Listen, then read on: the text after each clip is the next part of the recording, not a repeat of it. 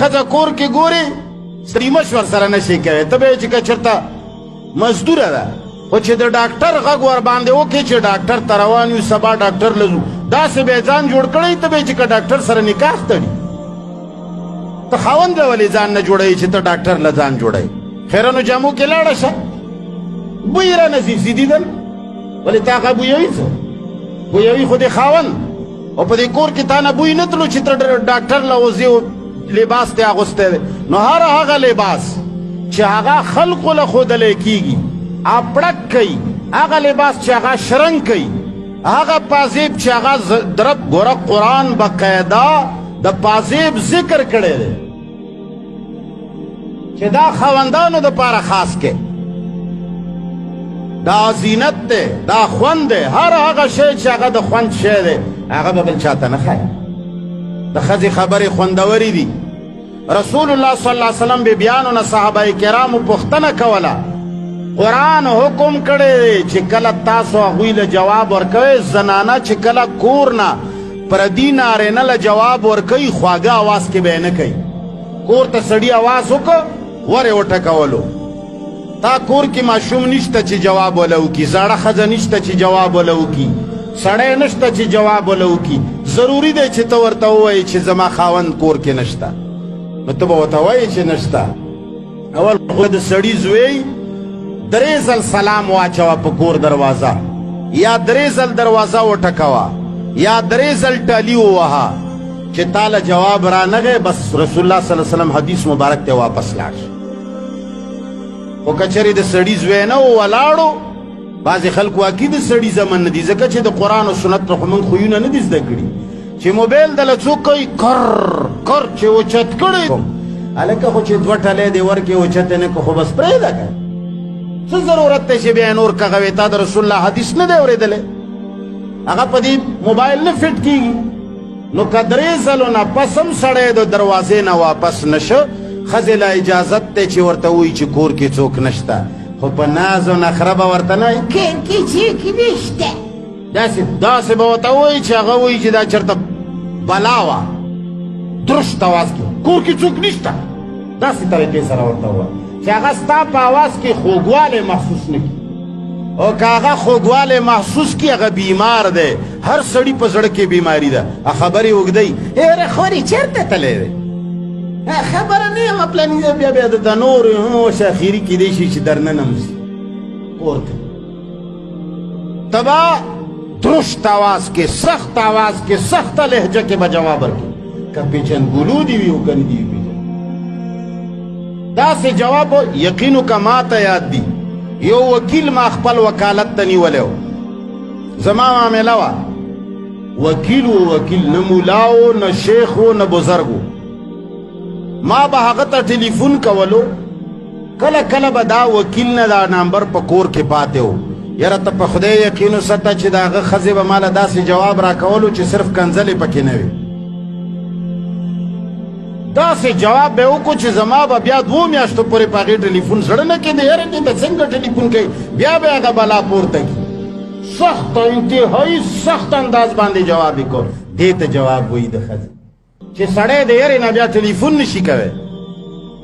دا د رسول الله صلی الله علیه وسلم تعلیمات دي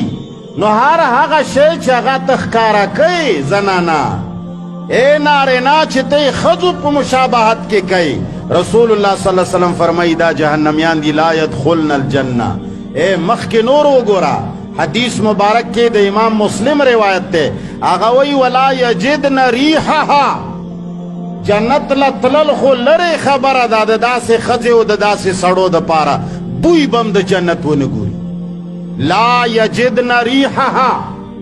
بوی بم نه ګوري بیا مخکې وایي وان ریحها لیوجد من مسیرت کذا و کذا حالانکه د جنت خوشبویی دومره مسافت پورې لرې اوریدلی شي بوی راځي ډېره اعلی خوشبویي چې وي هغه په میلونو لري په میلونو لرې به دی د جنت بوی نه ګوري دا څوک دا هغه څوک چې هغه د نارینه و عادتونه کوي کمه ښځه کم نارینه چې د ښځو عادتونه کوي او کمه ښځه چې سره د لباسه بربنډه ده، کمه ښځه چې مایلاتن ممیلاتن ده، کمه ښځه چې د خپل لباس ښایست او ښکلا پردو سړو له ښایي، لمنې ورته ښایي، پوندې ورته ښایي، بقاعده چې ښځه بهر روزي پوندې وسولئ. حیادارې ښځې جرابې اچوي او هغه هم رنګینې جرابې نه اچوي، صرف داسې جرابې اچوي چې هغې کې پوندې پټي. کني نارینه هغه ساینسدان دی چې هغه پوندو نه ښځه معلوموي چې دا ښکلې ده او که دا بدرنګه ده. هغه دې ته ګوري، هغه د همدې ځای نه هم خپل علت ښکاره کوي او په هغې کې ته ورسره ښکاره ګناهګاره یې. نو دا یاد وساتئ، حدیث مبارک کې چې د کومو څیزونو نه منع راغلې ده، کوششونه وکړئ. نن سبا لوڼه او ښځې خبرې هسې هم نه مني، کیسه خرابه شوې ده، حالات ګډوډ شوي دي. نن سبا ښځې چې دي هغه حاکمې ګرځېدلي دي. دنیا الټه ده، خو سړی خپل کوشش وکړي، خپل محنت وکړي، او کومه ښځه چې حیاداره وي هغه د داسې بیان اورېدو نه پس دغسې لباسونه نه کوي. تا ته الله د مزو تمام څه درکړي دي. اخري خبرې کوم،